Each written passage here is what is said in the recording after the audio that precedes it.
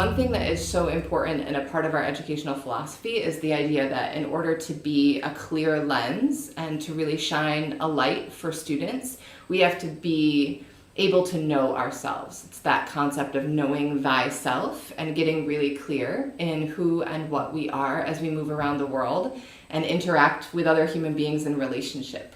And the clearer that we can be, the more self-aware that we can be, the better we are at being light bearers and just shining those beautiful lanterns or lighthouse lights for people moving on this path. Where Kundalini, Enneagram, and Ayurveda all come together is the awareness that there are habits, patterns, and behaviors that we all have in our lives that can't just be resolved in our minds. We can't think ourselves into well-being in all of those layers with every single habit, pattern, and behavior. We have to physically get them out of our bodies and also understand the origin of where those habits, patterns, and behaviors came from.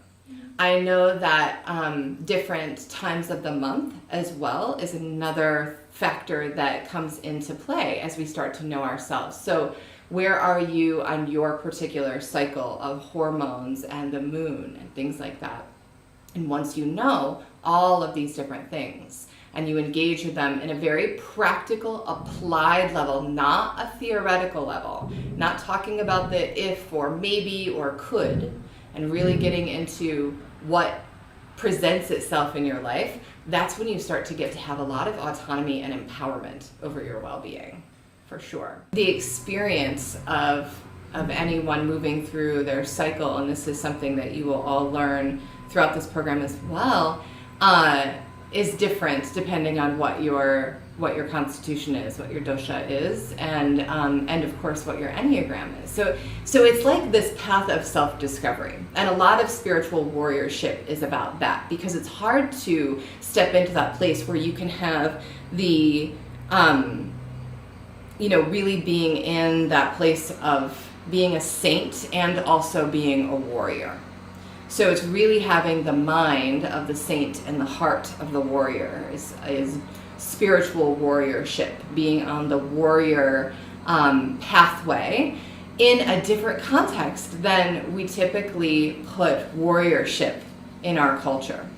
And being a spiritual warrior, when you know yourself in all of these different layers, you are able to step in to this place where your heart is truly the master, and you are training your mind with your heart.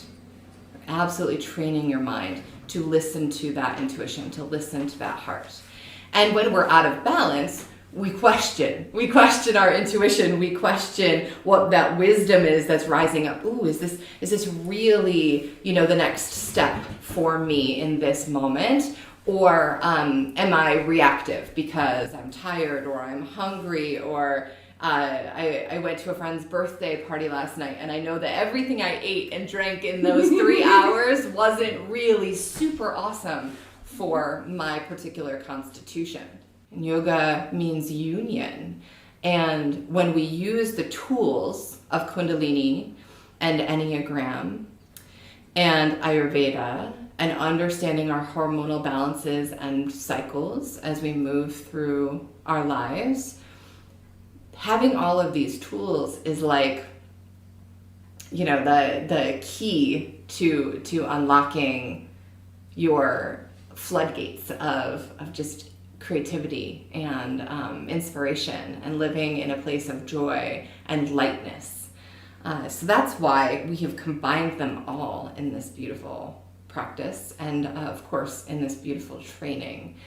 So you will spend a lot of time focused on yourself. I'm telling you that the fastest, most effective method I have experienced in my life to relax habits and to bring me back to my true nature, my soul's intention, is Kundalini Yoga. It's Kundalini Yoga. And the rewiring of the brain that goes on in these practices. And the point being that you don't have to know right away why Kundalini Yoga is so potent and so effective when you want to make changes in your habits and patterns that are maybe depleting you. You get to just experience and to be in that experience. All right. And that said, I never want you to take something that is taught in this training without having experienced it and believe it to be true for you. All right. It's very important to me that students have lived experiences in what they're about to offer out in the world as teachings, as they move from the role of student into the role of teacher, and to not take anything that I say as, ultimate truth, gospel, reality for you. Please experience things as they unfold. Kundalini Yoga is also often referred to as the yoga of awareness, which I love because we spend a lot of time here at Yoga Farm in awareness practices. And the time that you spend in this program with Daniela will be really focused on being in awareness of your thoughts, your behaviors, your feelings, your sensations, and how that awareness equals choice. And Kundalini Yoga has this incredible technology of energy and using energy to manage energy and to understand that energy is not created or destroyed, right? We can shift it though. We can manipulate it. We can become alchemists.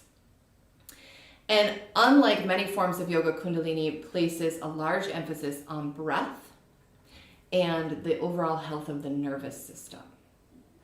Okay?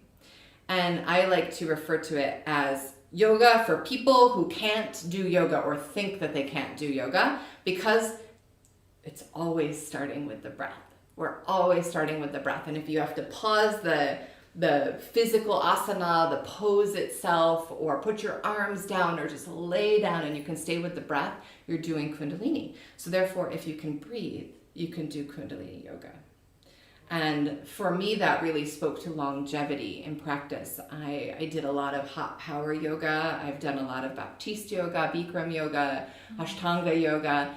And sometimes it would feel really great in my body and other times it wouldn't. And certainly during my moon cycle, Ashtanga yoga did not feel good in my body.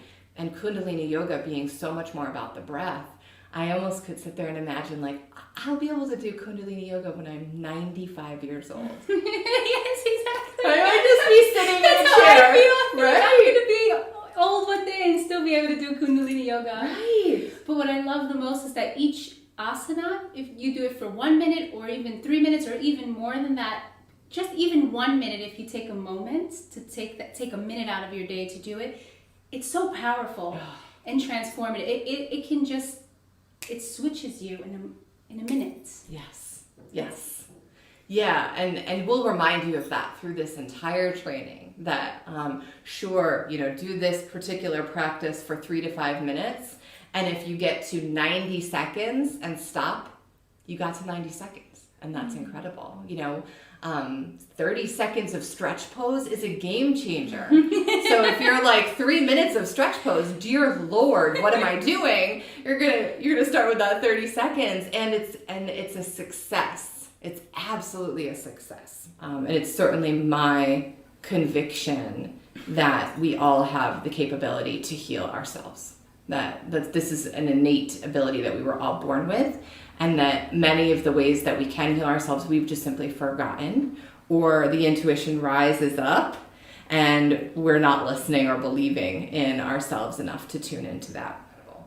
You combine Enneagram with Kundalini with understanding your dosha, and it's like you're never lost in the forest. You will always be able to find a way out. You will always be able to intuitively understand where the next step is on the map, where your true north is.